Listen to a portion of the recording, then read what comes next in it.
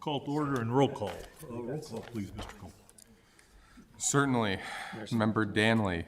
Here. Member Fisher. Here. Member Miller. Here. Member Russell. Here. Member Sorensen is absent. Member Toll is absent. Chair Peters. Here. You have a quorum.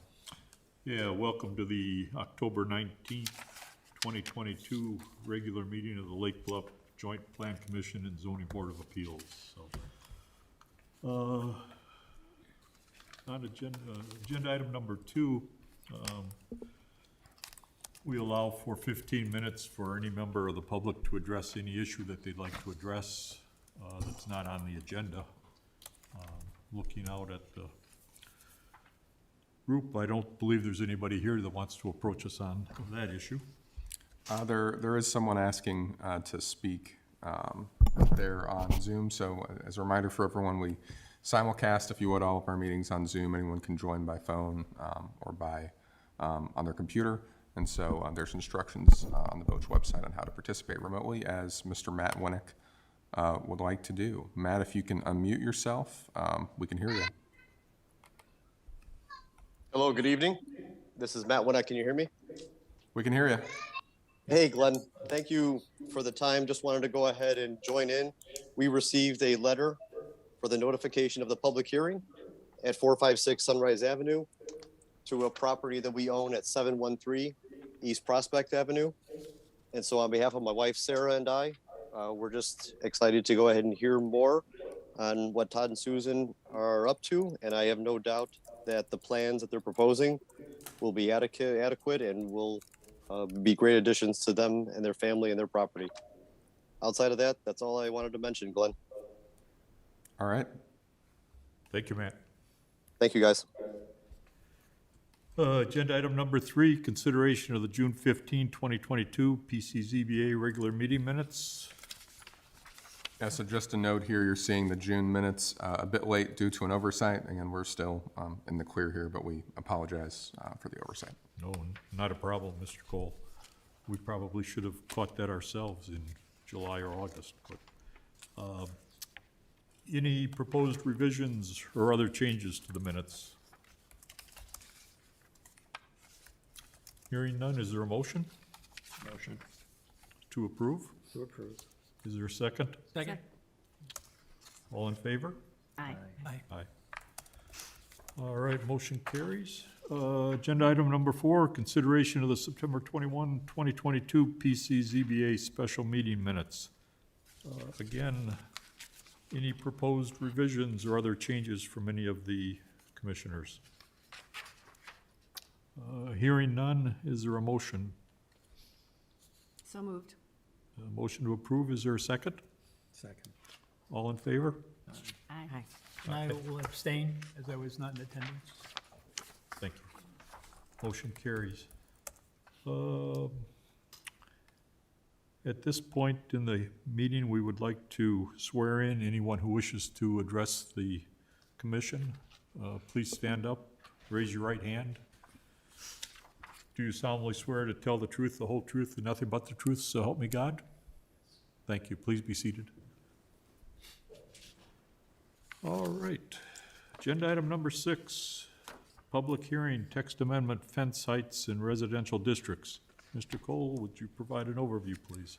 Certainly. This is a relatively simple text amendment, really a clarification of at least one unusual circumstance we know of in the village. So the Ragsdale property on Sheridan Road is a non-conforming business use, has been there for quite some time in a residential district. The code really requires them to screen their garbage containers, so solid waste, recycling, compost, things of that nature. But the code, because they're a residence, it limits how tall they can build a fence to accomplish that screening, and has some other limitations on that. This code change is fairly simple. It just states that in a circumstance like this, and if this should ever happen again, really, they can exceed that fence height limit only as approved by the Architectural Board of Review when they do their site plan review, which is the process they usually have to go through anyway. So again, this is just allowing people to screen these waste containers more effectively, and we think that, from a staff perspective, that helps make them more compatible with the residential areas they're next to. So happy to answer any questions. Otherwise, you're a recommending body in this case. you would be recommending this to the village board for action. Thank you, Mr. Cole. How did this come up all of a sudden? Ragsdale is looking to do this. We stumbled across the issue in the code. They looked at a few options, including landscape screening and a fence. They have a very limited area to work with, in part because the lot coverage is, most of the lot. And we recognize the need to fix this, certainly in this case. And then if there's another situation like this we can't think of, we think this is the only one, but this would So help them Ragsdale to. brought it up, not the neighbor. Correct. Any further discussion from any of the commissioners? All right, hearing none, is there a motion, please? For a motion, anybody from the public or online? Seeing none out there on our virtual meeting. Okay. And can I go ahead and make the motion? Okay. Sure. I move to recommend the village board approve the draft text amendment. Thank you. Is there a second? Second. Okay. If you could request a vote, Mr. Cole? Certainly, Member Danley, Aye. Member Fisher, Aye. Member Miller, Aye. Member Russell, Aye. Chair Peters. Aye. Motion carries. Thank you. All right, agenda item number 7, public hearing residential variations, 714 East Prospect Avenue. Mr. Cole, if you could provide an overview, please? Certainly. So the applicant's with us, as is customary. We'll allow them to present and really talk through the reasoning. The application here really sets forth two separate variations, right? The first is this is a property that was built in 1990, so before the village adopted its first bulk overhaul of regulations, if you would, in 1994. That was the introduction of the village's floor area ratio rules, which limits how much structure you can build even within setbacks and within your building coverage and so on. So when they built the house, they had 2 stories and an attic. They didn't finish out the attic. When these floor area restrictions came into place, they prevent you from finishing that attic because to do so creates more floor area. So the first part of this relief allows them to create, from a regulatory perspective, allows them to create this additional floor area within essentially the existing building envelope as shown in the plans. The second part separately is the creation of this portico or covered front porch in the front yard. So right now, in this particular area, there's a special setback of 30 feet instead of 20 feet.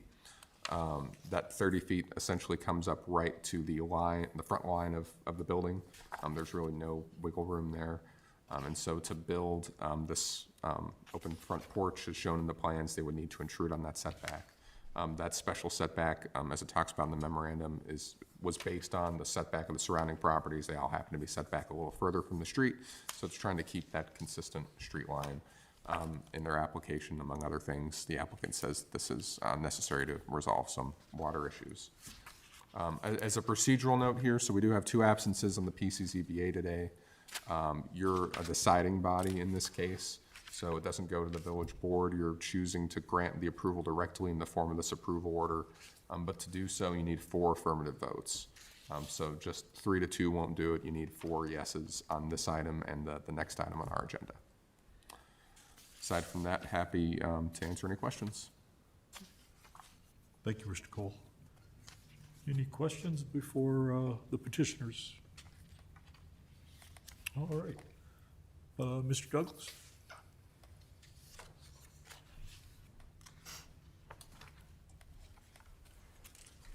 Well, good evening. My name is Rob Douglas. I'm an architect here locally in Lake Bluff.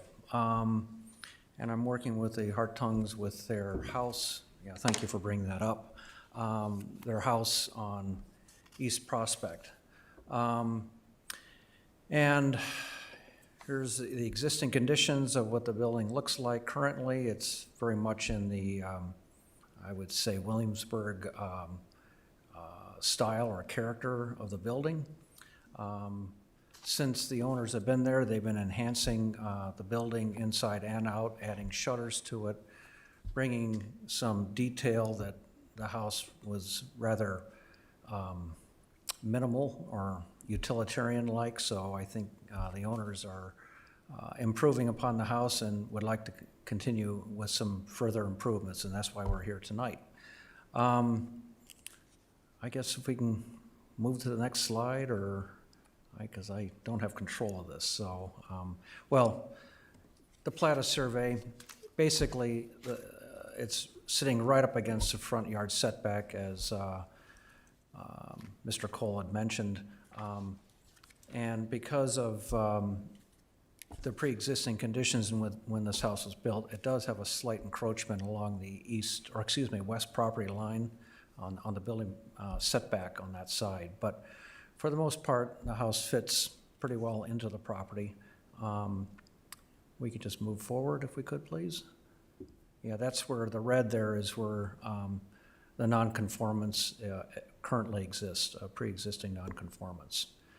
You can also see, I can't really read it on this drawing, but there are dimensions there for the existing stoop that is at the front door. And so that platform is basically where that portico would be located. So that's already got a foundation underneath it, so there's really not much that needs to be done to have that considered here. Next slide, please. This is basically a satellite photo of the area, which then I did a figure ground trying to look at this 30-foot setback. It's not a surveyor accuracy, but you can clearly see when you stand at the front face of the building, the south elevation, you look to the east and the west, and there are other properties that are definitely farther or closer to the street. So, so there is a context here of some setbacks that are pre-existing nonconformance to that 30-foot front yard setback. Next slide, please. Here's a photo of the existing attic. It's pretty clear when the previous owner who built this house, they framed this up with, I think, anticipation of doing a build-out. The collar ties are at 8'3" in a rough, so it's basically an 8-foot ceiling in there, and the rafters are substantial in size, so there's structurally, there's not a lot to be done with this space, so it's just right now a large void up on the third floor. Next slide, please. And, well, I know we got a lot of calculations in the packet already, so maybe I won't spend too much time on this, but the side yard setbacks, this is part of the zoning analysis that we did to the property. So that's just sort of nuts and bolts on what the property allows. Next, please. And then existing square footages and the allowable FAR based on the size of the lot is 3661. The village's calculations on the proposed attic build-out is slightly higher than what is stated there. I think the village calculated 697 square feet for the third floor overage as far as building out the attic space. So instead of 16.4, it's 19 percentage points over the allowable bulk. Next slide, please. This is the current elevation of the building. As you can see, it's, well, two-dimensional drawing. It looks rather flat, obviously, but there is a substantial amount of roof plane on this building.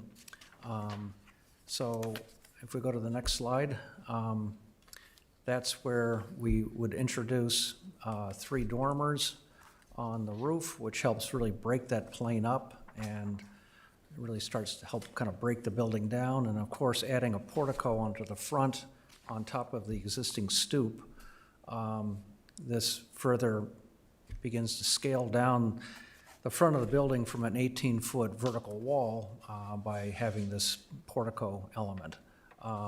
It also is needed because being so close to the lake where they're located, rains do hit this building directly, and this will help protect the front door, which has been having some weather rot-related items on, the threshold and pieces around the door. It's quite amazing, actually, when these storms come in during the winter. You get near the lake, and the velocity is a whole lot greater than it is when you walk 3 blocks in from the lake. So, but back and forth with these two images of existing and proposed. So we believe that this is actually a very nice enhancement to this building, and really, further just really completing this Williamsburg-style home. Next slide, please. I think we have a side elevation of what that stoop looks like right now with the east elevation, and then the next slide is where the stoop, or the stoop's located, the portico element is introduced. And that, by the way, that's a square column, not a round one. A round column, I think we both agreed, the homeowner and myself, that is almost too formal, having a round column, so this will be a square column, which reflects more of I think the character of the style of the building. And then you can see the dormers up on the roof here on the side elevation. Next slide. And this is basically the layout of the 3rd floor. Let's see here, that wall, that's in between the dormers, that is the 6-foot height, as shown with the arrows on the top of the drawing. And excuse me, and that's where the square footage calculation begins, is once you clear 6 feet. And then there's the 8-foot clearance, excuse me. Let's see here. Yeah, this is your 6-foot head clearance, this wall along here and along this side here. And honestly, I'm having a hard time reading those numbers, but I believe that's the 6'8" height, that's what it is. Because making sure we can make a 6'8" door work. Oh, thank you for zooming in. Excuse me. Well, it's up there on top of the drawing. Well, I guess that's not going to give us the number we're looking for, but I believe that is this number right, or it's this line right here. Try to get this to work. Here we go. That's the 6'8" height right there. And that's aligning with like these doors right here so that they will be able to function within the clip ceiling of this attic space. And then the introduction of the staircase, which is stacked on top of the existing stair. So you're basically going up in a circular motion to the 3rd floor from the foyer.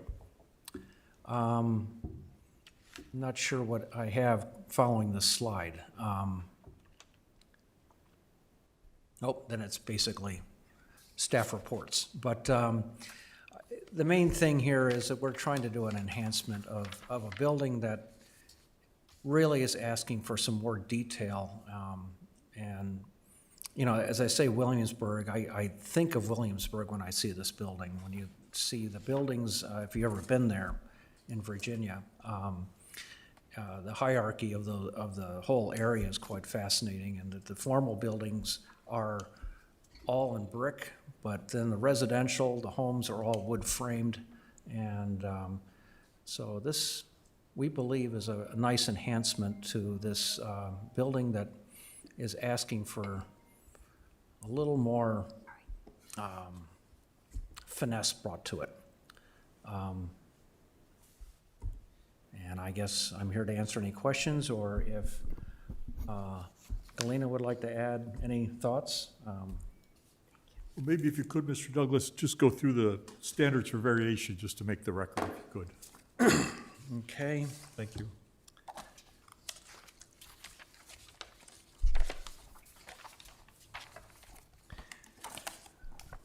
Okay, well, as I said in the narrative here, actually, the previous owner was a past trustee, David Barkhausen.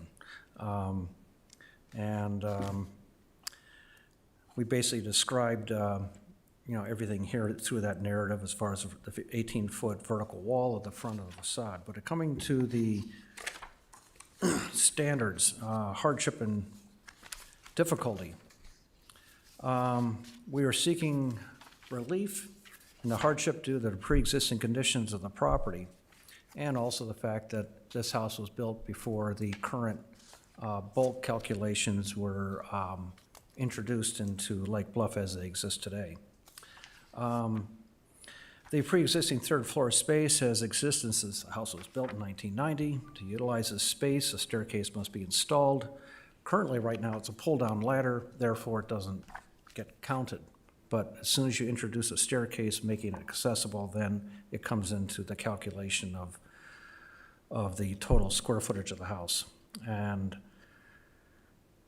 let's see here. So there's also ongoing water damage at the front door. So that is certainly, and I think it's also an aesthetic issue too, but there is really no shelter at that front door.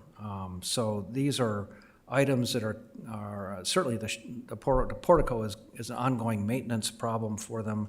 And as far as the third floor, we're not really adding visually any bulk to this building. The bulk already exists. What we're doing here is making it accessible.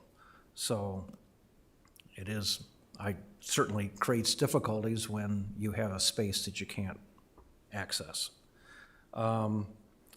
Unique conditions, well, it's really due to the pre-existing conditions of the property. The third floor attic space has existed since the house was built, and the attic space is approximately, with the 6-foot head clearance, 793 square feet. And this will be then added into the bulk, putting us over the allowable bulk based on current calculations. Except for the additional roof dormers, there'll be very little impact on the exterior of the house. This will also create an opportunity to enhance the architectural character of the house. As far as not merely a special privilege, there is no special privilege the owner is requesting, but rather relief of the FAR calculations associated with the pre-existing attic space of this property. The immediate neighborhood also has a precedent of front yard setback encroachments regarding the portico. The request for a variance for the entry portico and will address the ongoing water damage to the front door and enhance the building's facade, contributing to the improvement of the streetscape. And I think one of the great things that the zoning ordinance has is the bonuses that you have for open-air porches.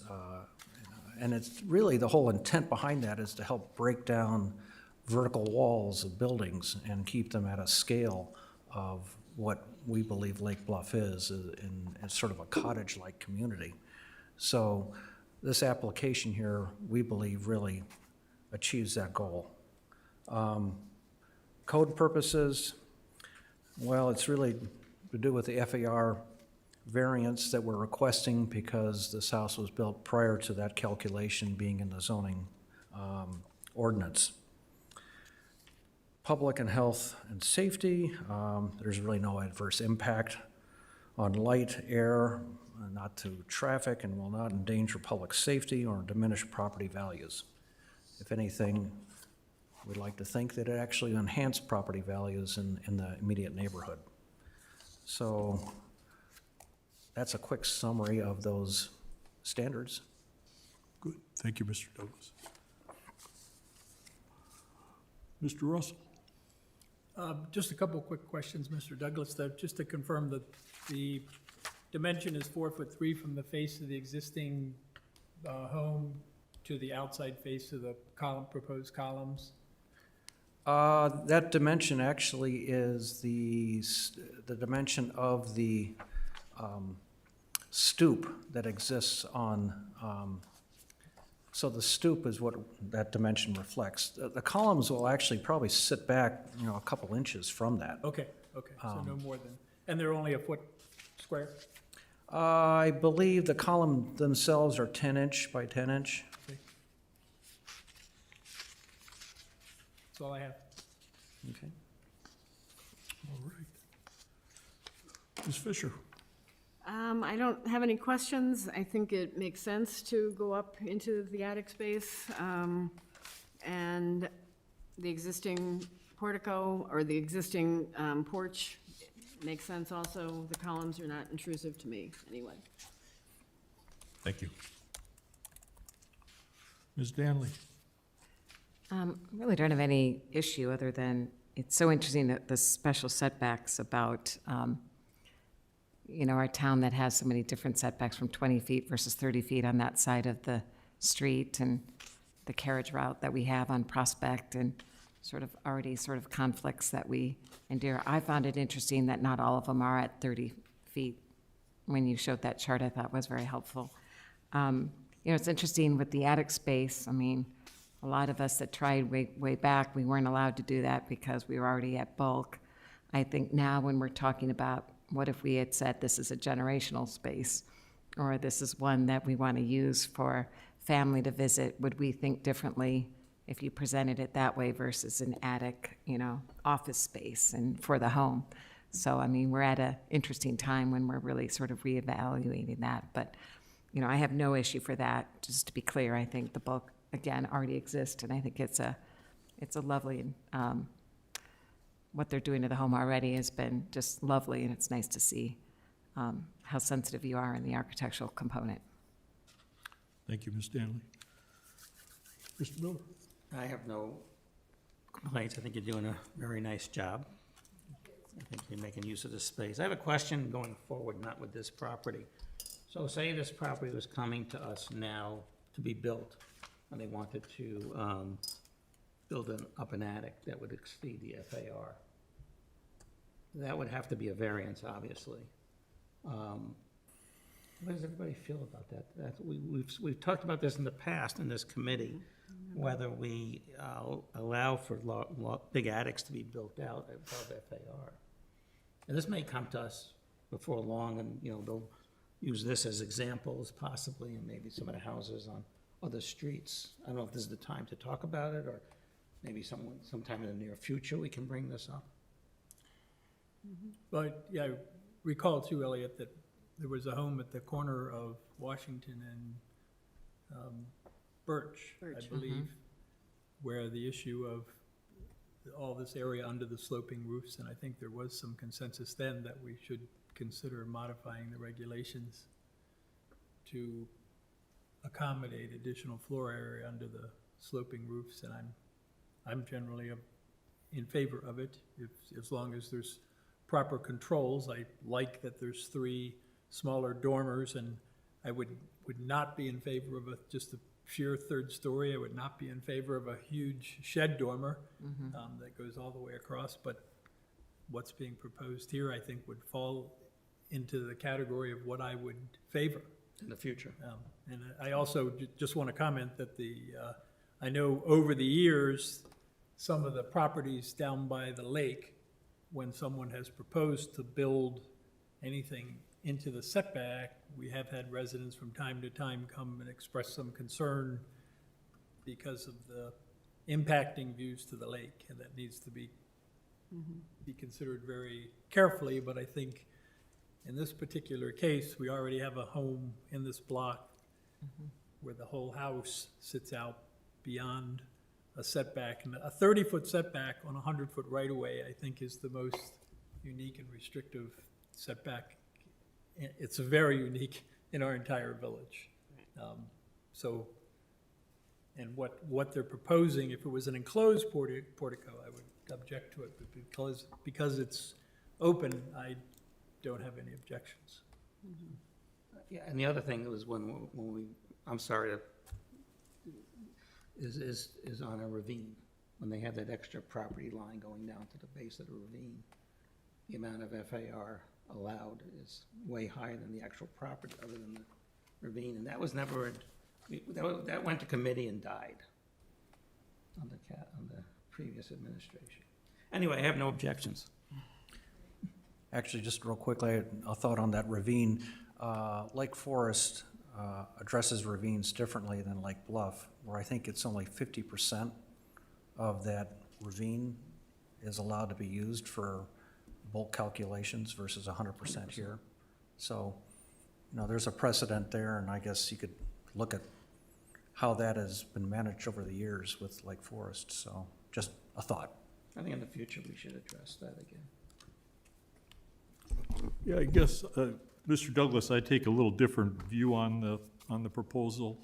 From my perspective, I've always been very, very concerned about FAR/bulk-related variances. And this is either a 16% or a 19% variance, which is, from my perspective, very, very significant. I question whether the request is not a special privilege. And so unlike, I think, my other commissioners, I take a different approach and would probably be opposed. But that's just one individual's perspective. Well, I would mention that, and Mr. Miller brought this up about other scenarios in the future. This is a pre-existing condition. It's not like new construction that we're seeking a variance. This is a pre-existing, and I don't know how many other situations like this exist in town of attic spaces that are not accessible at this point, but I can't think there are too many of them. But I think one plus I can say about accessing this third floor is that it does allow us to, with the introduction of the dormers, start breaking down that one massive roof plane. It really starts breaking it down visually. That really, I believe, improves the streetscape. But that's just my perspective, so. Oh, certainly. Can you come up to the microphone? Yeah, have to make a formal record, so to speak. Hello, everyone. Thank you for considering this variance. I just wanted to explain why we're adding that third floor. When we originally purchased the house, Ann Line was the realtor, and she has an architect background, and she said it could very easily be transformed into a third floor. It was structurally built to be a third floor. David Barkhausen meant to finish it, but then he never felt like he actually needed the space. But we originally weren't planning to finish it, actually, but when we went under contract on this house, it was before COVID hit and before the pandemic and before lockdown. So we had no idea what the future held. But now my husband's job has changed, and he's at home 4 days a week on the phone, on his laptop, running a team across the country. And we have 2 small children running around, laundry running. So the driving factor for this wasn't the bedrooms or the bathroom. That's just space. It's the office that my husband needs upstairs to be able to work up there, as opposed to now sitting in one of the bedrooms and trying to accomplish the task. So really that is what motivated us to do all this, is because he needs a working space to work from. And really all the other things are just nice. The bathroom, we might not go through with. It might just become a laundry room. We're just kind of back and forth on that. But really, it's just about his office. And as far as the portico in the front, we're currently dealing with rot on our doorstep. And the contractors that have looked at it said it's been repaired so many times over and over again. And every single one of them has said that you really just need a roof over this because of the wind blowing through from the lake. It's always just hitting the house so hard. And the reason that the house is in good shape is the siding is actually aluminum. So it's weatherproof. It looks like wood, but it's not. But our door is real wood, and that's cracking everywhere. And the doorstep is wood, and that's causing an issue for us. So those are practical things for us rather than just something we think is nice to have, but just thought you'd like to know what the reasons were for what we're doing. And we do think it'll look prettier, for lack of a better word, but that's all I have. If you have any questions, feel free. No, thank you. Any further discussion from the commissioners? Any communication via the internet? Not seeing anyone asking to be recognized, Mr. Chair. I'll mention that we did receive one item of public comment or testimony about this that was included in your original packet. Right. Yeah. Thank you. All right. Is there a motion? In this case, we're a definitive or deciding body. We're not a recommending body. I'll go with a motion to approve as described in the packet. Is there a second? Second. Okay. Any further discussion? Okay, hearing none, if we could have a vote, please, Mr. Cole. Certainly. Member Fisher, Aye. Member Danley, Aye. Member Miller, Aye. Member Russell, Aye. Chair Peters. Nay. Motion carries. Next steps.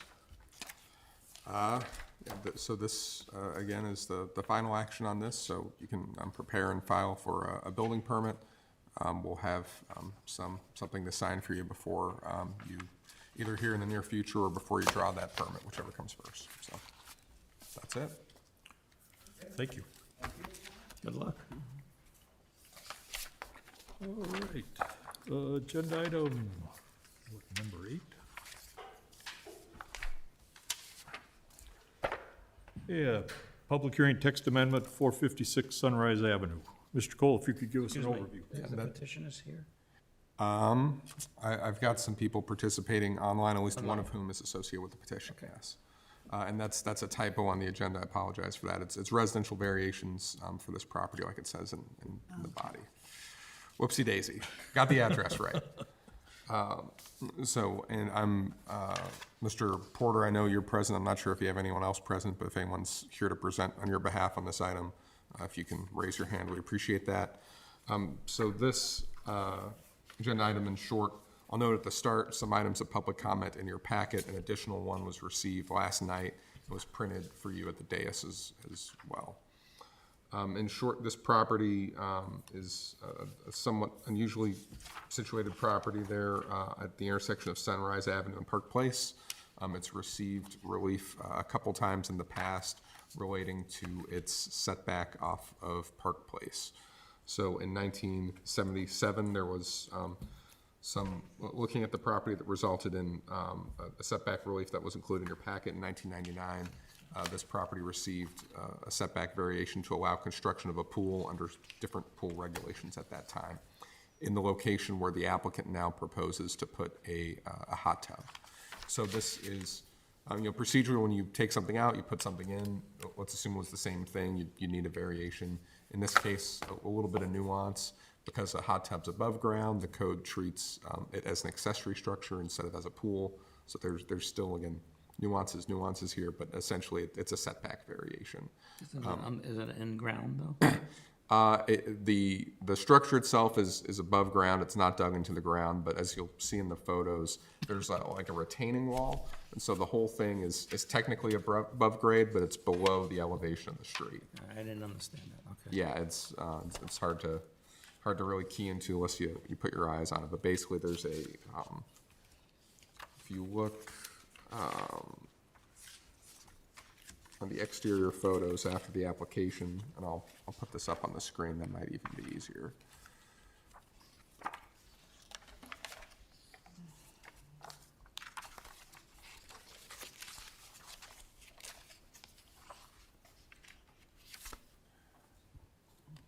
So here, this is the the relief from the street. This is the house back here, and this grade back here. I think the street is to the right from this position. Yeah. So the street comes out through here, I believe.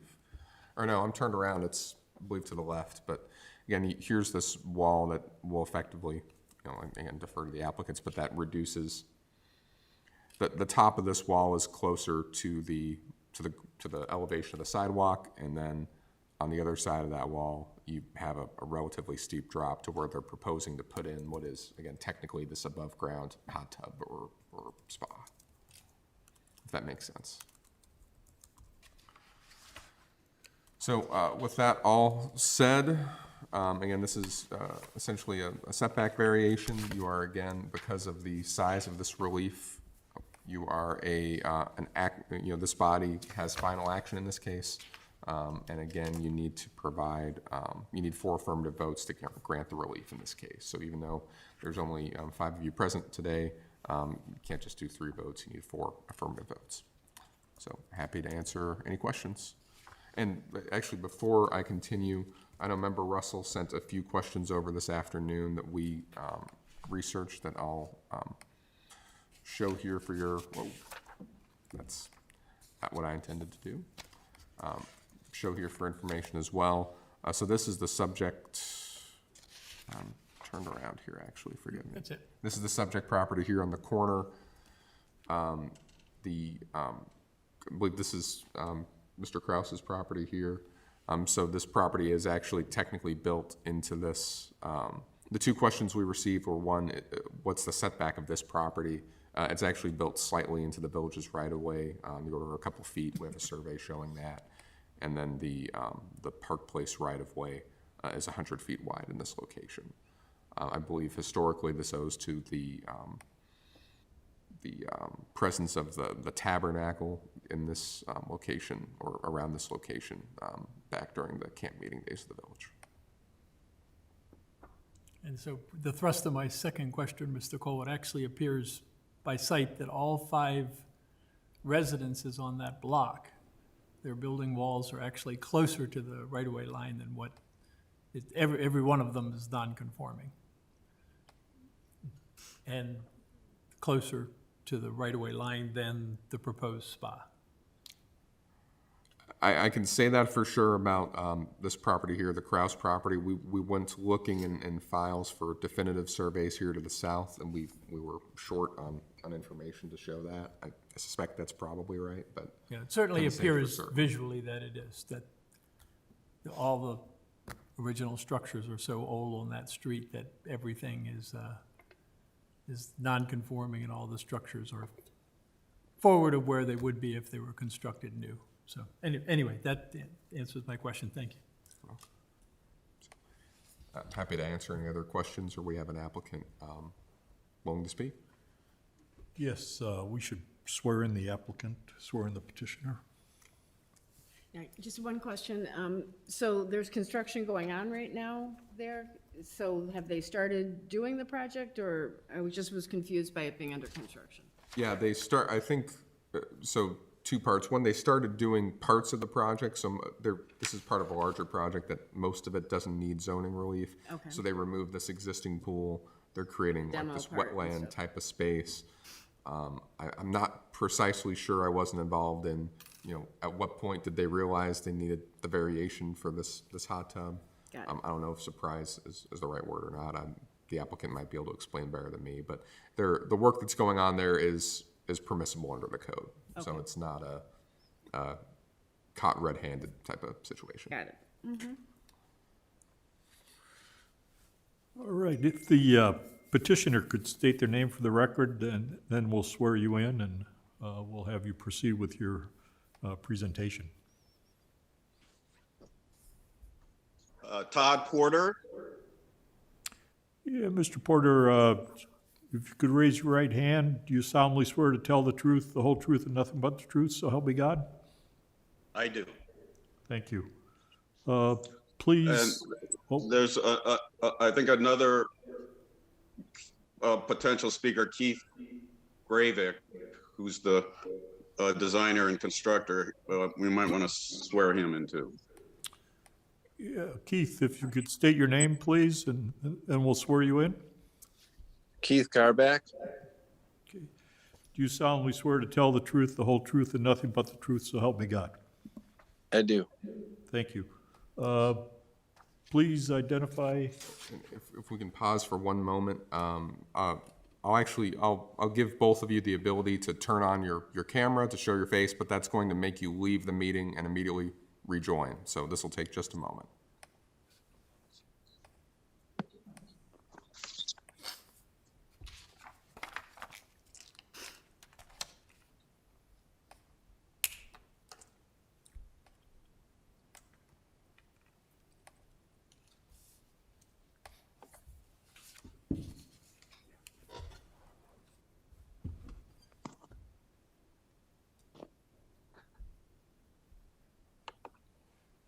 Am I supposed to start my video?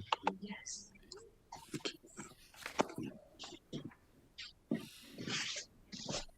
Yeah, so Mr. Porter, we can hear you, we can't see you. And then Mr. I missed the pronunciation of your last name, forgive me. But Mr. Garbas, we can neither hear you nor see you. So. Can you see me now? Yes, sir. yes, Probably way too much of my house as well.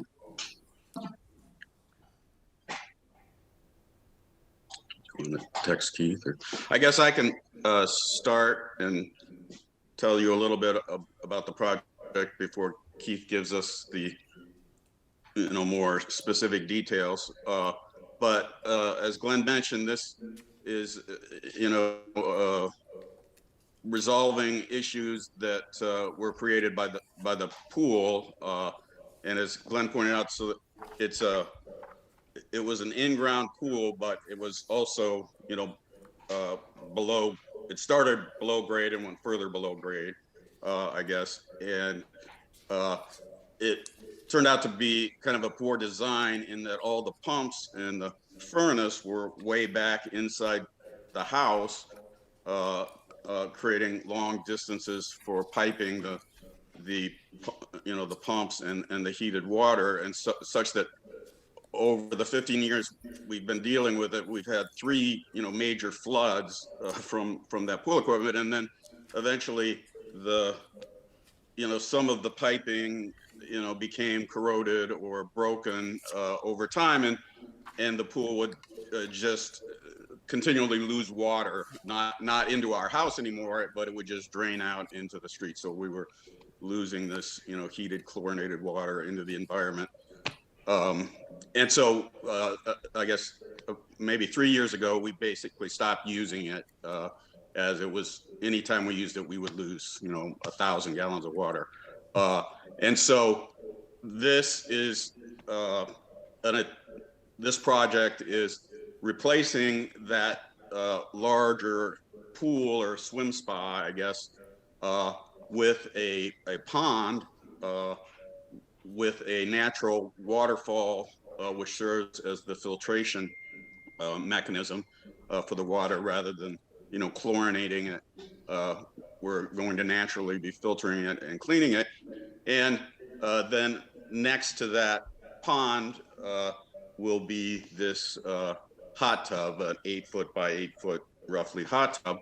And as Glenn pointed out, so it's in the walkout from our basement, and then there'll be a step up, and so the hot tub will be above the grade of that, but below the street level, as Glenn pointed out.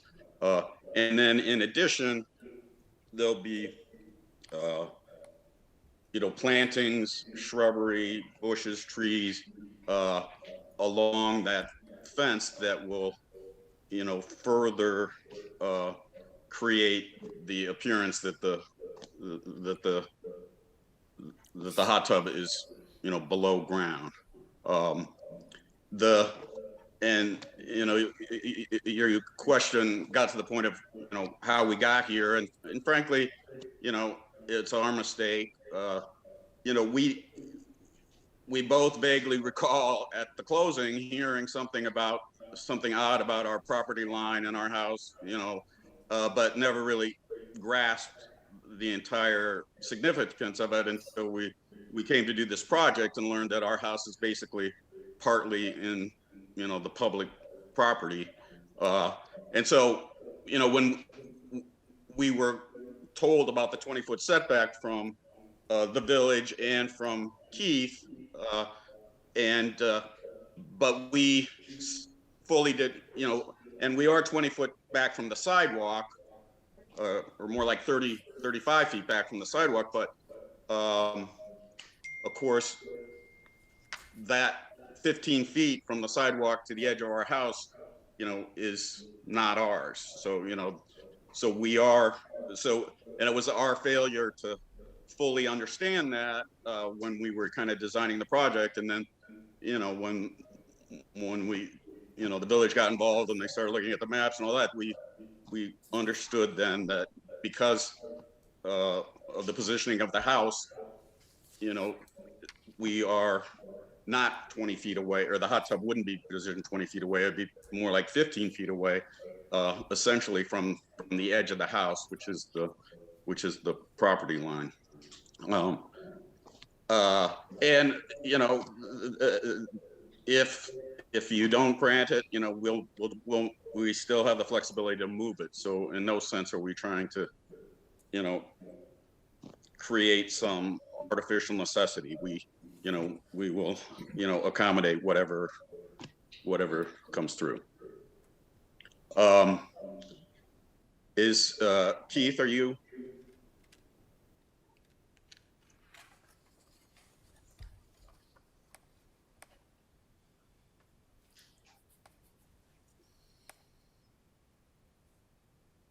I'm here. Can you hear me? Yes. Okay. Yeah, the audio wasn't working. Sorry about that. Yeah. So the hot tub being positioned closer to that retaining wall actually further hides it as well, and we are lower than that wall. So the public grade where the sidewalk is, the hot tub itself is lower than that grade. So it's really not very visible at all. And we will have some nice, dense, tall, mature witch hazels going in around there and other plant material that will help serve as a barrier. Yeah, that Keith brings up a good point that moving the hot tub farther from the property line actually would make it more visible from the sidewalk because we're now putting up against this retaining wall, which essentially hides it.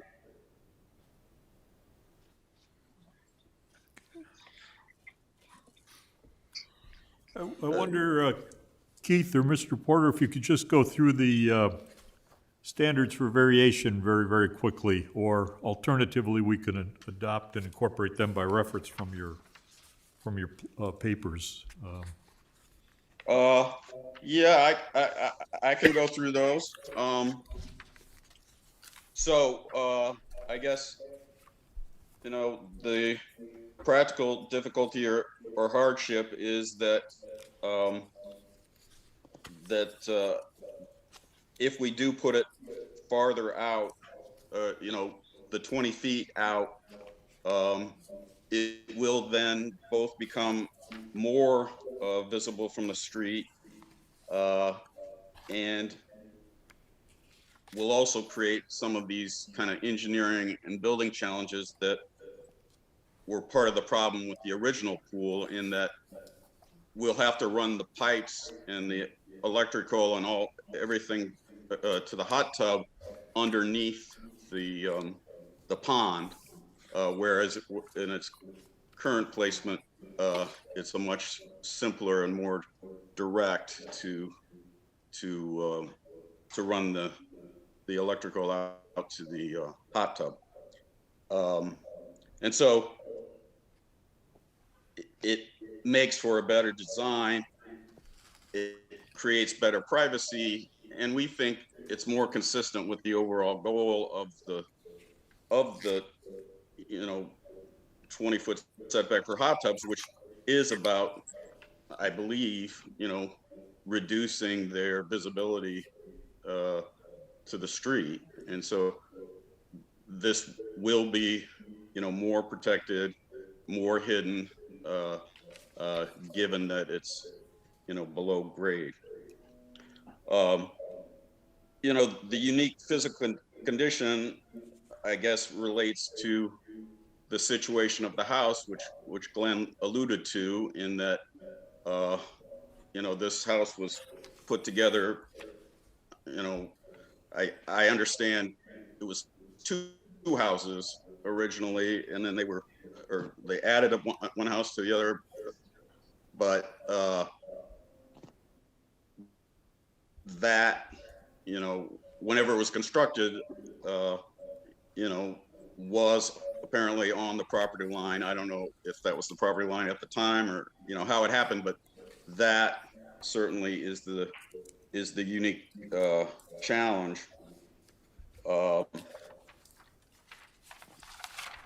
The other unique part of it is that the hot tub is or in an area that's 5 feet below grade. So even though the hot tub is not built or dug down into that lower level, it is already below grade and will be. So that's a differentiating factor relative to, I understand what the regulations typically understand for a hot tub is that it's sitting on the ground somewhere or sitting on a patio or something. This one is essentially below grade. So I think those are the two main unique physical characteristics. As for not merely special privilege, I guess that's, getting back to the underlying reasons that we need the variation is not a privilege as much as we are trying to resolve an existing issue with the pool that existed and became basically dysfunctional environmental hazard. And so we're not seeking special privilege. And in that sense, I think we're just trying to resolve a problem due to the unique kind of positioning of the property and that pool area. As far as code purposes, we think that because the effective property line is where people walk on the sidewalk. Although I guess now if people wanted to walk right up to our porch or maybe even on our porch, they have some legal right to do so. But for most people, they understand the property line to be the sidewalk, and so we are 30 feet from that kind of de facto definition of the property line, although we're only about 15 feet from the legal definition of the property line. And so we think we're still meeting the purposes of the code, which is to have significant distance between where the public right of way is and the hot and the hot tub, and further helping that minimizing the openness to the public is that it's going to be below the grade of the people walking on the sidewalk. As far as public health and safety goes, I don't, it won't affect the light or adjacent properties in any way. There's no effect on public streets or parking. It's probably better for a fire. At least we won't have 30 pumps and an extra furnace inside our house.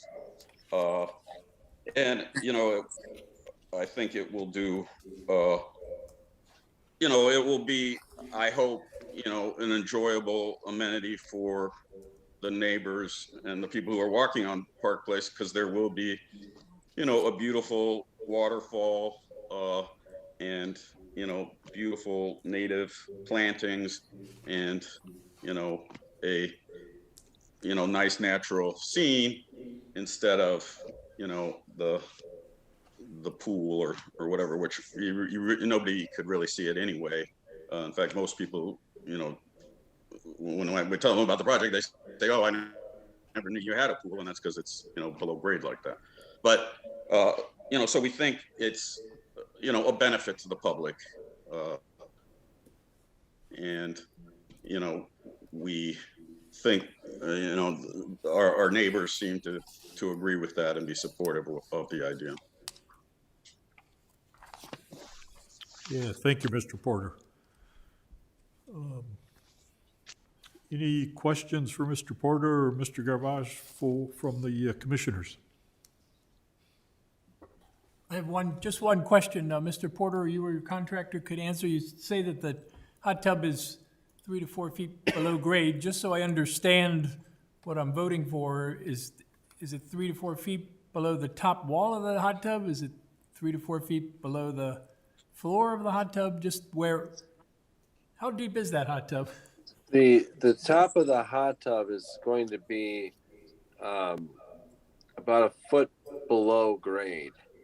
So the entire hot tub is sunken. You got about 5 foot of retaining wall there, and the hot tub will be on a platform that's roughly 10 inches above that. So yeah, it is completely below grade. It won't be visible. Thank you. And then, we anticipate those plantings that Keith mentioned, will further obscure it.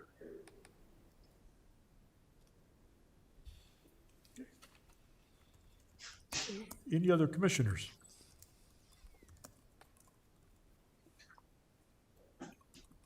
I think the presentation was very, very complete and apparently answered any questions that we might have had coming into the meeting. So barring any further discussion and barring any input from anybody watching or listening from the internet, we're probably in a position to take a vote if there's a motion. And just confirming, Mr. Chairman, we're seeing no requests to speak at this time. Thank you. Do we have a motion, please? I move to approve the requested relief in the form of the attached approval order. Thank you, Mr. Russell. Second by Ms. Fisher. Any further discussion? Hearing none, we'll have a vote.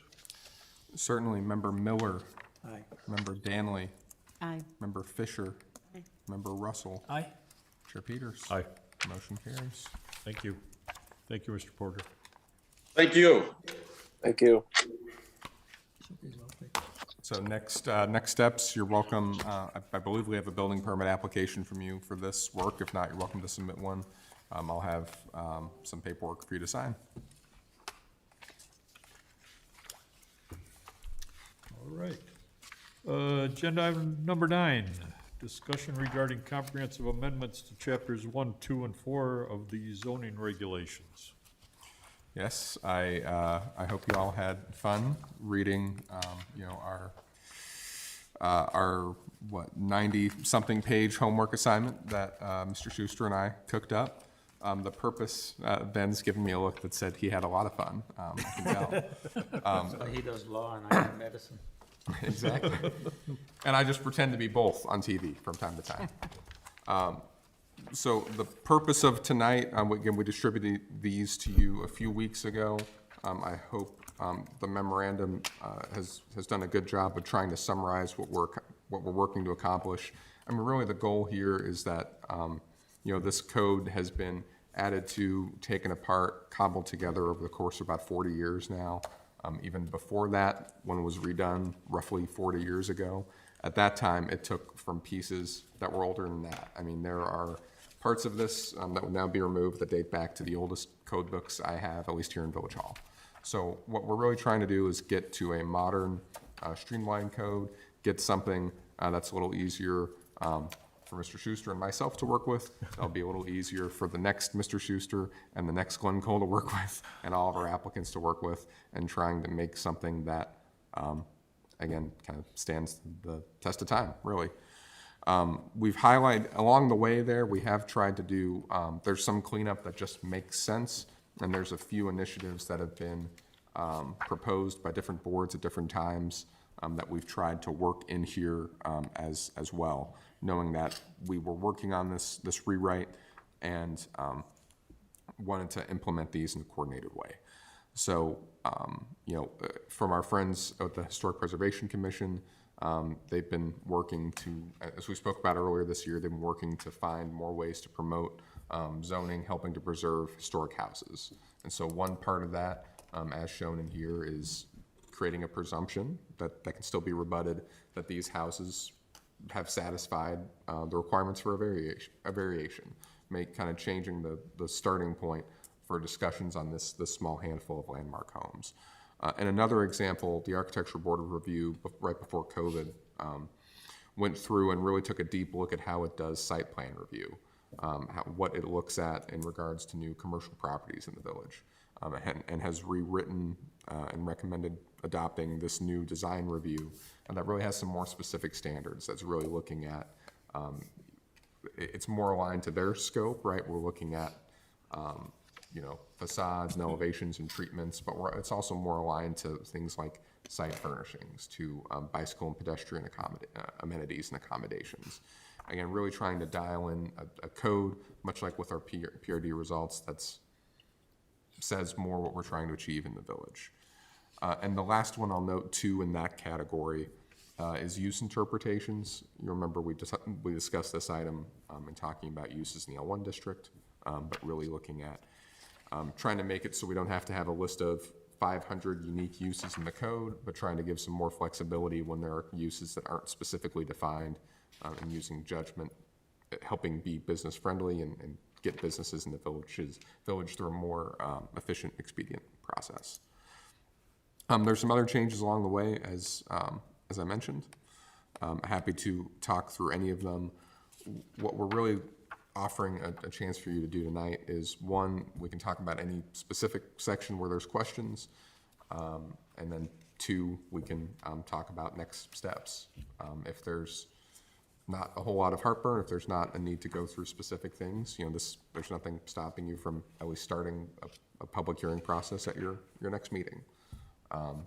This doesn't have to take a whole lot of time, but we know it's a meaty item and wanted to give plenty of time to digest it. So.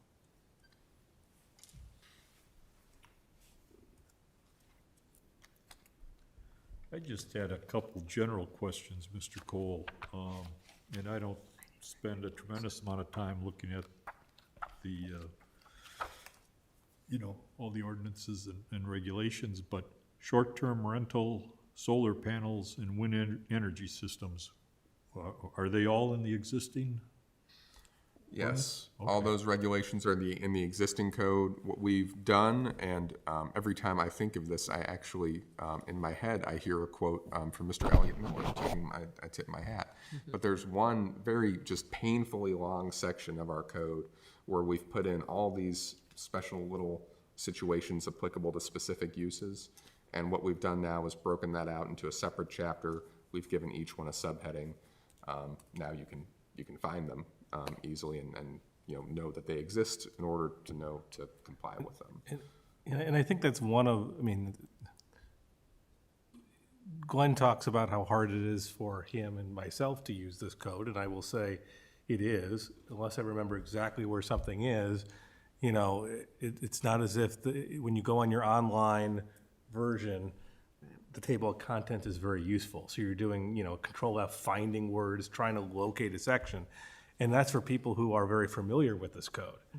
So you can only imagine if you're an architect or you're, somebody who's a zoning attorney, or worse, somebody who has no experience whatsoever at codes, and you're trying to figure out whether it's regulation on something that's solar power or short-term rental or anything else, it's a bear, and I will tell you as an attorney, when I look at somebody else's code, my fear is always, I'm going to miss something and not advise my client because I just couldn't find something buried in a code, and shame on me for not finding it. And that's something we were really trying to avoid by giving everything its own section, so it'll be easily labeled in a table of contents that anybody who can go onto your online code can click and get right to the section and understand what your regulations are. So as Glenn pointed out, that really long section is one good example of that.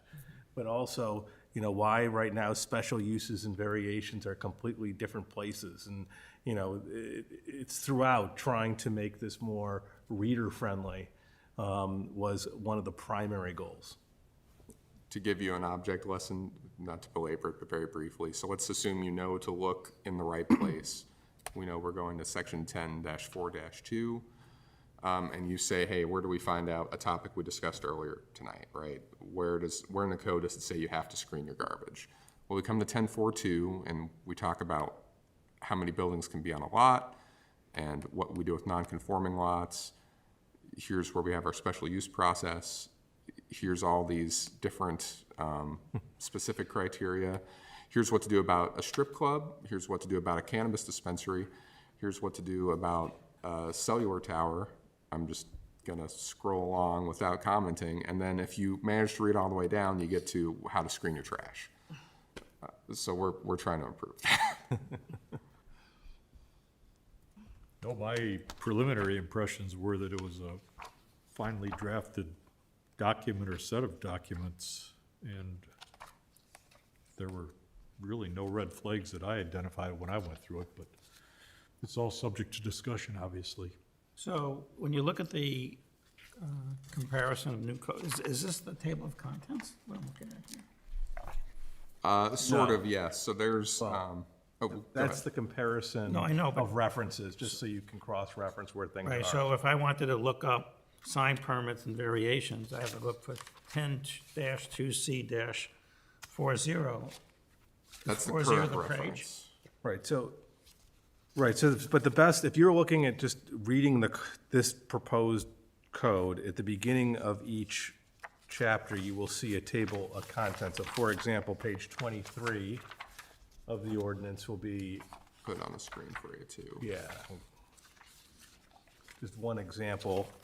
Oh, I see, so And it'll be a little more clear when you get to page, I'm just trying to find it. should it be on the front page, on the table of contents page here, the page that it's on? And we didn't put page numbers in there. We can Still working. certainly give that to you. What these cross-references are, so for example, with this one, you can read down the right side in sequence. Right. And this will actually give you the overview of the whole multiple chapters we gave But you. wouldn't it be easier if you added a page number to that? We can do that for you. Yeah, and that's really not, we can, I mean, that's more meant for Yeah. it's like- your review, just to understand where things went. But, so I mentioned another page to look at, so the, chapter 2, for example, is a more informative table of contents, page 41. I see. And that's for what will be your chapter 2, lays out each section, and you'll see there's different articles and what each, section will cover. 2C1, I see. Right, and then for chapter 4, there's a similar one, which is, let's see, Glenn, if you can beat me to it, page 71. Okay, see, I think you should put a page where you're gonna find that at, for people who aren't real familiar, I would say general zoning, page 42, and then they can look. Yeah, so that's not gonna be in your code, what you're looking at on page 1. Oh, I understand that. Yeah, okay. It'll be by page, but I think maybe within each section, or maybe you should have a table of contents in the front that says, this will be on page, chapter 2, administrative Article C Okay. will be on page 36, and then they can look at that and look at the table of contents. It may make it easier. Yeah. We can do that for you the next time it comes to you. No, I'm just, Yeah, and also, for people who are unfamiliar with this. understood. Now, also know that once it is codified, if the ordinance passes, it will go into our codified version online, which has on the left-hand side a pull-down tabs of all the various titles, the chapters, and a full index. Glenn has it up right now, and this will be much more clear and laid out easily for people to find. Okay, that's a different, okay. Yeah, so that's how it's gonna look to the average user when they're pulling up the code. Okay, now I can, okay. Yeah. This was, Yeah, this is, I know, confusing, but this was what this, the chart that you're looking at was meant just so when you have it before you, you can say, section 10-2-4 was here, now where is it? So you can then locate it in the new code, because we moved everything around. Yeah, and one of the things that makes this hard is, when we're untangling the ball of yarn here, there's just no way to show a red line, right? I mean, which is good, because now you have, 1/3 as many pages you have to read on top of a red line. But if you wanted to follow along with where things went, we wanted to make that very transparent. a lot of good work. So where does that take us now? Yeah, so again, if there's questions on any specific item, how we got there, happy to talk about them. Otherwise, this process can go as fast as you guys are comfortable with. If there's nothing we need to talk about, then we can bring it to you in the form of a hearing at your next meeting. Okay. But I think you should bring it forward. It's been a long time coming. There's never been, to my knowledge, a comprehensive redo of the zoning code, and new regulations have been added for decades. And the great thing is that from this point forward, once we adopt the new reorganization, you, Mr. Schuster and Mr. Cole, won't be able to say, well, it's too confusing. Well, I still Because got, they're the ones that reorganized it. Yeah. that is somewhat true, but also there's still, 8 other chapters where I can just deflect blame. right. So. So, No, the reorganization is definitely in order, in my opinion. good. Great. But on the substantive changes, of course, if there are questions, if there are things you don't agree with, we obviously don't want to overwhelm you with 90 pages where you don't, if you have questions or issues, we don't, so, I know Glenn tried to put it in the color, with color coding, so that way you would kind of hone in on the things that are the biggest changes. But if there's any of those questions on that, let us know. And there's just, if I was to point you at one thing you can look at and ponder between now and next month, it's this section 10.1.2 is entirely new, and it is entirely philosophical. Anyone can talk about it.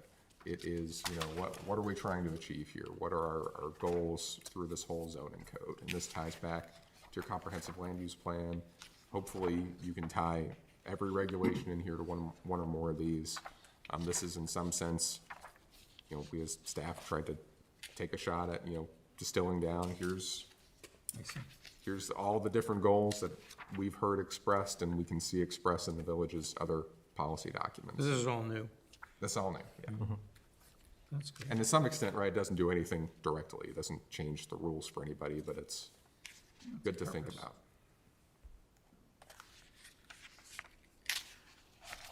I think this is what, we were talking about in the PRD.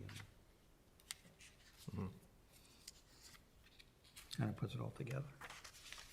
So you want us to hold on to this to the next meeting? Yes, hang on to that. We'll bring, we'll get out a table of contents, some other reading aids, but we'll bring just that binder back to you at your November meeting, noticed up and ready for action. Yeah, I would suggest following up on Commissioner Miller, having a table of contents for all the individual chapters, but then having each chapter with its own table of contents when you get to that point, similar to what you have now. I thought it was a tremendous document, and Yep, good very work. well done. Good Well work. done.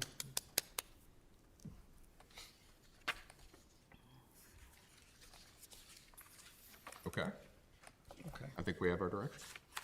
Sounds good. Thank you. Agenda item number 10, discussion regarding restaurant hours of operation. Yeah, so, I know this was brought up at, the PCZBA's last meeting. I want you all to know that even with our PRD discussions, we haven't forgotten about it. We weren't sure how long, tonight's agenda was going to be, so we didn't want to put it on here for action, but just a reminder that we have it here. Certainly if, this group would like to get that done this year, we think that's a doable proposition here in these last couple meetings we have left in the calendar year. Really just want to summarize at our last discussion, really the last regular meeting of the PCZBA in some ways in June.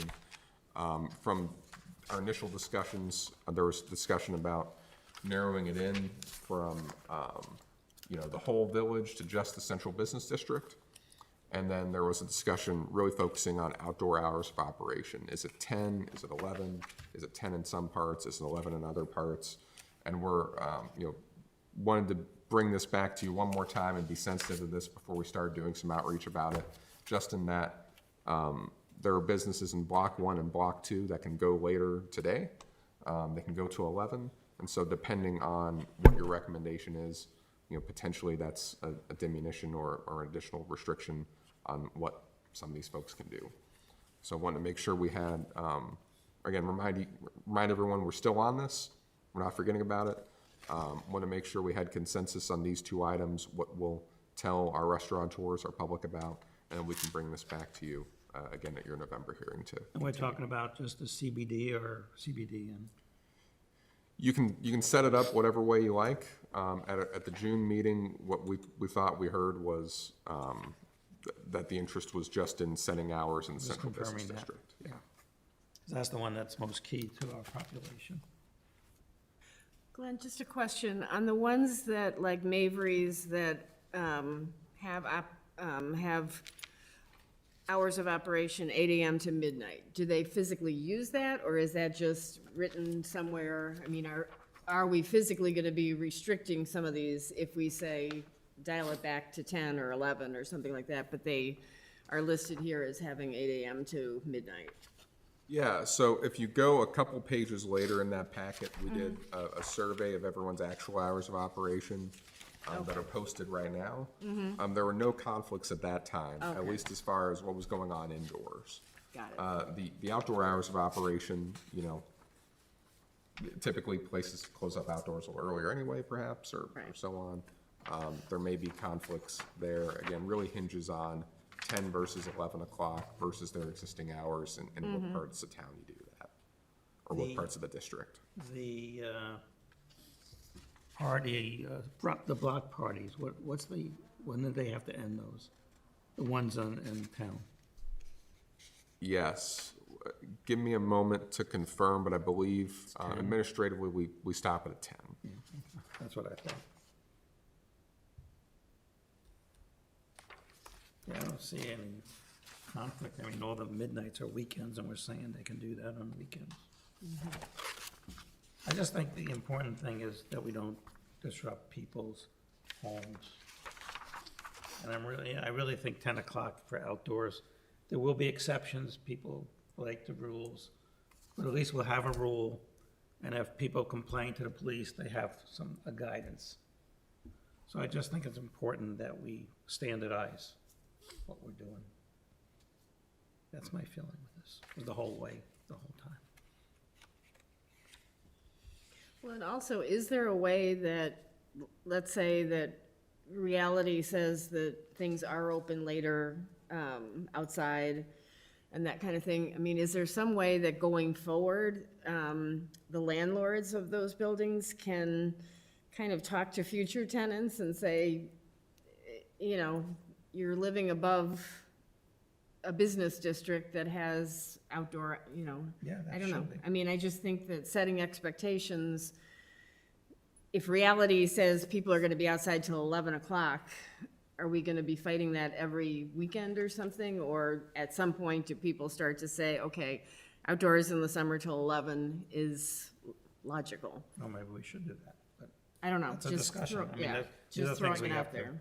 I'd like to see what the village, what the public thinks about this.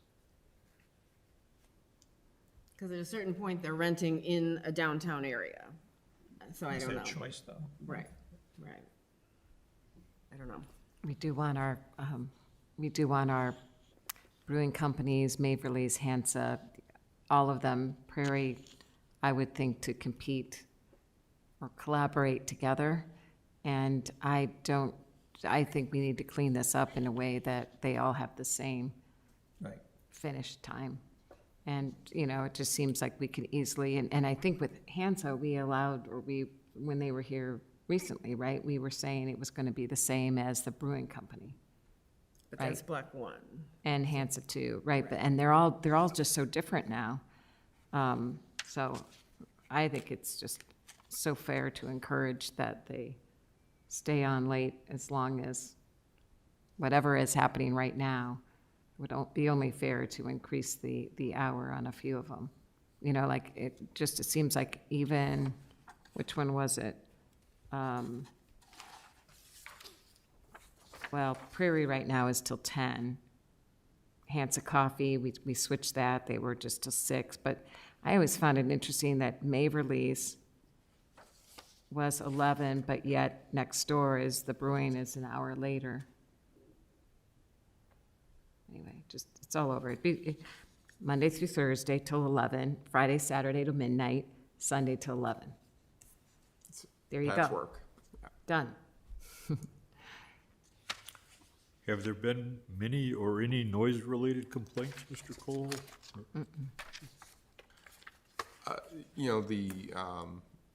Since I've been with the village, the only friction points, one was Prairie Espresso.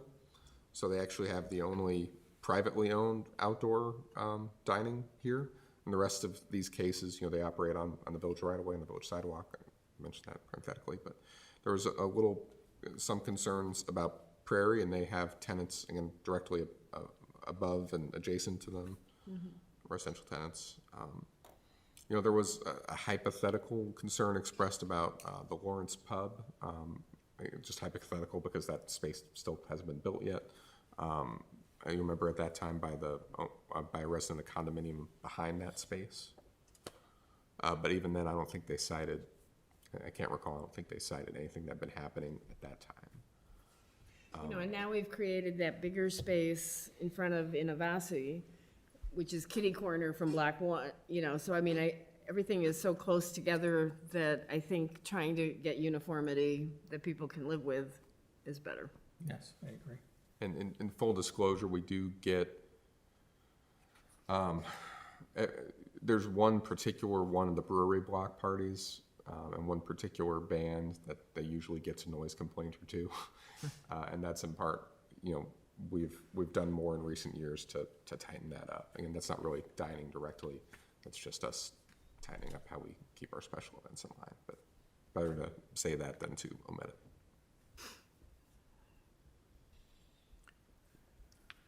Should we continue this issue and come up with a recommendation next month? I think it'll be rather straightforward. Yeah, I'd like to do a public hearing and see if anybody really objects. Yeah. That'll be the best way of knowing if it matters or not. So to the consensus, what I'm hearing is that we'll put it out there saying that the hours of operation shown here and then outdoors throughout the district, stopping at 10 o'clock. Well, on the weekends, should we do the outdoors at 11? I mean, that's the reality of it is people want to be outdoors. I'm not objecting to that. Yeah, I don't think that's unreasonable. Okay, so we'll On the weekends, not during the week. Right. So we'll get that set up for a hearing. I think we'll do a bit of targeted outreach compared to our normal two, really looking at perhaps both those restaurateurs and Yeah, those maybe send a tenants as copy well. out Yeah. to them and see, let them see, Yeah, comment. I think that's a good idea. I think if you do send a copy of the regs to the restaurant owners, I'd like to see a direct mailing to the people that live above the restaurants as well. Because if, otherwise, you're increasing the level of communication for one side of the argument, and not, and there can only be, 20 apartment dwellers that we're talking about. And I think it would be a relative, I don't want to burden staff, but I think it would be very informative for us and a little bit more fair to let the residents A lot of it is. above these businesses also know that the rules directly, not just through a general public hearing that a lot of notice that a lot of people just don't see. If we're gonna take the time to write to the operators, that's would be my recommendation. Yeah, so we don't necessarily know who's in each of those, but what we can do is, our typical notice just goes to the property owner. We can send one to every address we've assigned in the block. So that'll get the apartments, that'll get the individual business operators, and that'll get the landlords as well. Sounds That good. sounds like a good plan. The only change on this will be the weekend outdoors. Yeah. I agree. Okay. I think we have our direction. Making a lot of progress tonight, Mr. Cole. 11, agenda item, staff report. Yeah, no real staff report tonight. Nothing, at this point, I don't think we have any applications here at Village Hall for your November meeting. Probably at your November meeting, we know we'll have some of these items we just discussed on there. I think also we'll see how December's shaping up, from time to time. There's been the opportunity to cancel that December meeting for business. I suspect from what we know now that you'll have it again. We'll see. The PRD updates are still at the village board level. They're due to do second reading of that this Monday night, and so that may be the approval for that, another piece of work completed. I guess the only other things happening elsewhere in the village I'd cite for you.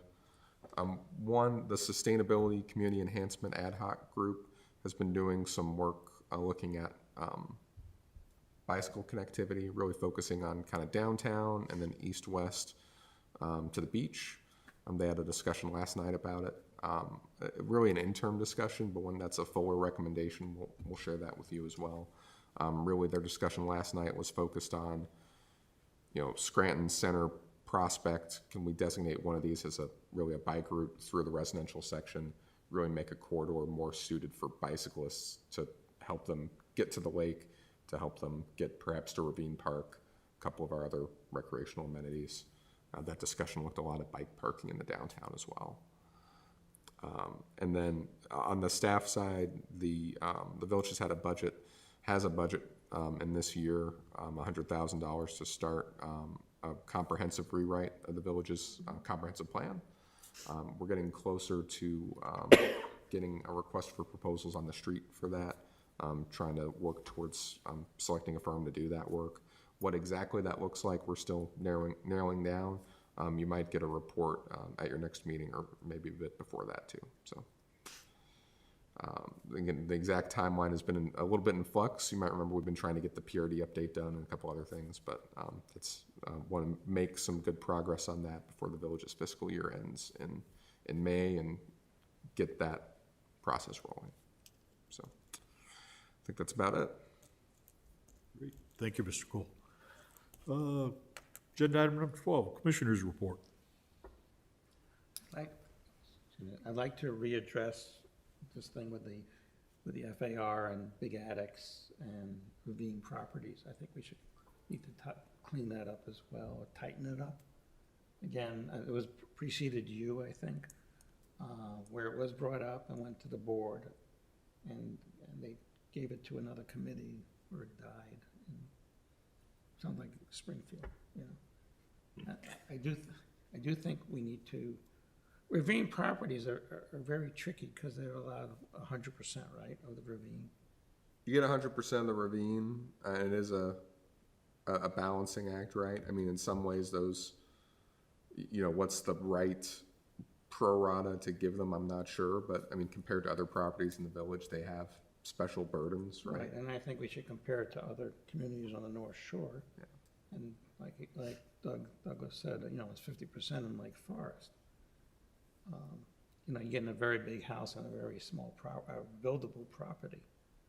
And I'd like to see that come up. I mean, the realtors were objecting to that, I know, when we first brought it up, but what do you think? Well, I mean, I think we're used to using it in Lake Forest, you know. Obviously, the ravines are getting more and more fragile, so building away from them and not necessarily overbuilding, you know, Makes is a good sense. thing. Yeah, is a good thing. So I think in the future, I think we should begin that process again. Just a bit of a straw poll then. So we haven't done a deep dive into this. You know, in other codes I'm familiar with, they don't really hinge on, is an attic habitable, is it not? They usually try to find a way to say, you know, whatever's up here, this is how much of it you can get, right? So that can be, the Lake Forest approach is, I think it's 25 or 26 feet above grade. Here's your slice, and wherever the wall is at that elevation, that's what you're charged. In other codes, they'll say that an attic is excluded with a certain roof slope, or they'll take a guess at how much square footage you get with the roof slope they want, and they'll apply it that way. Is that the type of thing you would expect would resolve this? Or is there a concern just I about think attics in this- general? And I think it's I'm talking about two different things. Yeah. The ravine, FAR, and we should talk about the attic as a separate issue. Now, can I ask regarding the attics, because I wasn't on the board, I know when one or more of these came up. Did it have to do with, or did some of the concern have to do with the number of dormers that came out? I think, George, were you on at that time? There was one on Birch, as I recall hearing something that, I think it was a newer house. Oh, yeah, it's a big house. Right, it was a newer house, and then they did finish out the attic and added dormers, and I thought the dormers somehow created the concern about massing and everything. I didn't feel that today with this presentation, but was there any, I don't know if there was anything concrete that was the objection there. I didn't. Now, there have been discussions in the past that if the dormer gets too big, then it really almost becomes a third floor. So I made the comment earlier that, Right. and there are regulations now in our code, like for the daylight plane, where smaller dormers are allowed to penetrate through the daylight plane. But if you get at some point, it's not your traditional dormer anymore. It becomes a third floor, you know, it's a shed roof type of thing. And that's been the focus of the discussion before. The house on Birch was, my concern was, again, it was on the ravine.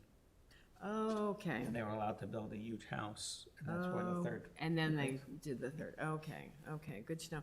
Well, and I think one thing that came up today too is that with this kind of a house, there wasn't the finished interior stairs, so they were gonna have to put that in too. I mean, it's not like everybody can do these because, I mean, financially, that's not an inexpensive adventure to suddenly find a way to put a staircase in your, you know, above another staircase and stuff. So I don't know whether that plays into some of these things. I don't know whether that's And different. part of it, I mean, I came in and started working with this body, I think on the tail end of when it was discussed last. And a lot of it was, I think, what I was hearing was a feeling of people could try to game the system. Where you build up to the max of what you can for FAR by Right. saying, I'm not gonna finish my attic. Right. You get your building That was permit, the build the sense, house, and all of a right. sudden you say, let's finish the attic, and you get this extra space. And so then it was a question, there was some discussion about heights of roofs, and therefore you don't count it if it's above a certain, if it's below a certain height because it's not practical to live in, but then you should count it to a certain extent was discussed if it was above a certain height because it could be converted, so should you count it as half, or how do you go about it? And so there was also discussion about the aesthetics of you want a normal looking pitched roof, which does create the void in the space, and if one way to get rid of that is to then make the roof squatter, but that doesn't look right. So that was part of that whole discussion. And so getting that balancing of not having people game the system Right. is really difficult. And also an enforcement problem that was discussed at that time, I know also was somebody builds it, they say they're not using it, and then after inspection, somebody throws up drywall, you can convert it to a bedroom pretty quickly without the village necessarily knowing, and then we have to be the bad guy that comes in after the fact, and so what's the practical way to deal with it? So those were kind of where, you know, I think you were on when that was being discussed. All those issues came up and then kind of, I don't know, fizzled out. Well, I think one of the critical issues was that we haven't had too many of these over the years, was the impact on FAR. And that's always been an issue that I've, Well, and I also see with older houses that, you know, we're trying to encourage keeping older houses, and some of them do have the higher pitches that would almost be hard to do nowadays.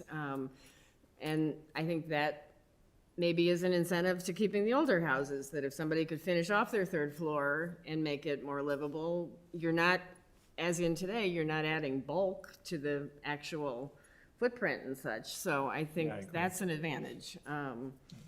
So, anyway, lots of different things. And the other item that was being chased several years ago at the same time period was the issue of trying to develop regulations to protect the older homes that were on the very small lots in town. On the east side, there were, you know, I think identified about 15 lots, the homes that are on very small lots. No matter what someone tries to do, they need extensive variations with percentages that terrify everyone. But I think the general discussion, as I recalled, was that somehow we need to develop a separate set of rules for these very narrow, small lots to keep those homes from being all torn down. And I know that there's some data somewhere in the files where we collected information on the small lots and started that analysis, and then Would that be with the Historic Preservation Committee as well? yeah, I'm not sure that they handled specifically the small No, lot now, issue. I'm just saying if we decided to do something like that. They may have looked into it recently when they were coming up with some of their incentives. I remember vaguely hearing, but I don't know the details. It's always been kind of a separate conversation, and it has different flavors. The village, we call it heritage lots, excuse me, internally.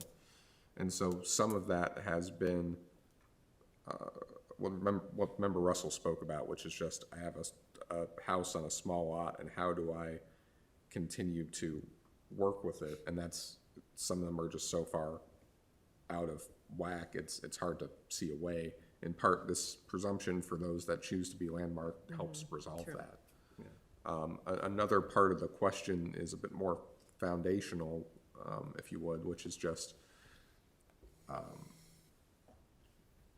you know, how do you keep these small lots and small forms from being eliminated? I mean, set aside if the house goes away or not, but for example, something you saw on Sunrise Avenue when I first came to the village was, a homeowner destroyed, bought an adjacent historic house, just demolished it, merged it into their property because the land values are enough that, I think it's changed now. I think that's gone out of reach with property values at the moment, but the land values are such that you can benefit from adding on to your lot, and some of these lots that are so narrow would be attractive for that.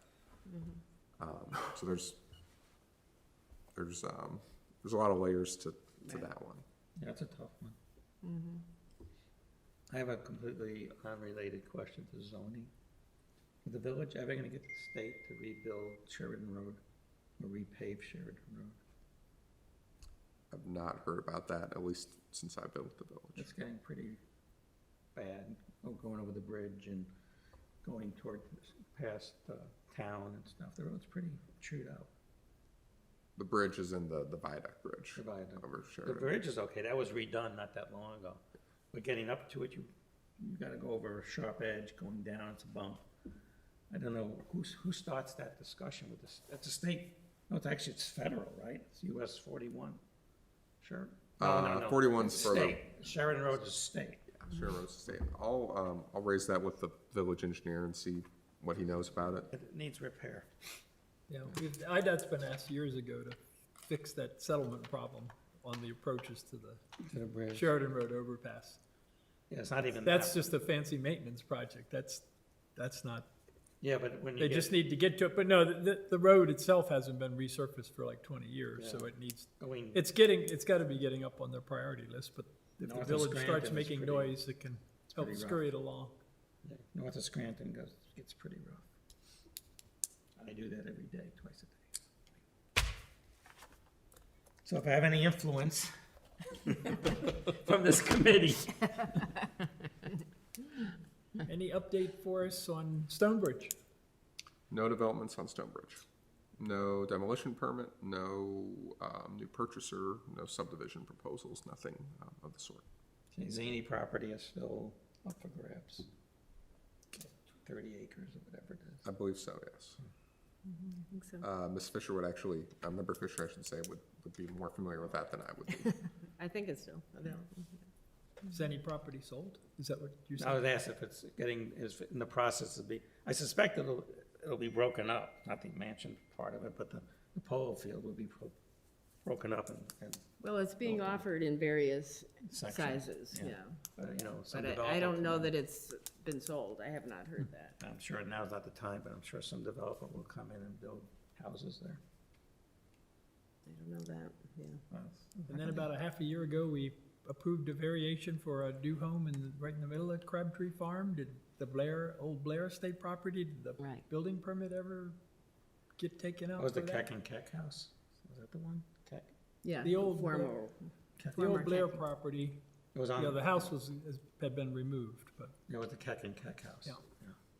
I don't know. So they are, they're actually on my list. They're coming up on the, anniversary of. yeah, the zoning relief expires after so long, and so they'll get their letter from me warning them that they need to do something here Mr. probably Douglas's next month or so. property was probably, his zoning thing is probably coming up again soon, for the fourth time or third. His own? He wanted to redo his front. Yeah, that's Yeah. another one to double check. And the house next door to his, they wanted to build out on, they would increase the FAR on the corner of, what's the corner? The house next to Douglas, but, Maple? no. It was this, Isn't they that wanted to add a Birch? bedroom. They wanted to extend the second floor over the living room. Yes, it was actually in one of your, No, it goes back further than Items.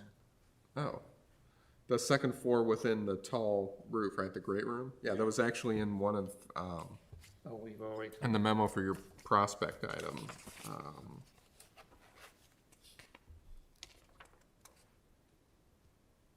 Birch? 544 East Washington, and that was April on of the corner. 2021. yeah, so they haven't come back with that, because they probably, it's a year, right? Yeah, so it would have expired in April 22. I'm not familiar with if they pulled their building permit or not. It's strange they would go through that expense and teach their own. All right, any other discussion? Hearing none, agenda item number 13, adjournment, is there a motion? Motion. Second, Second.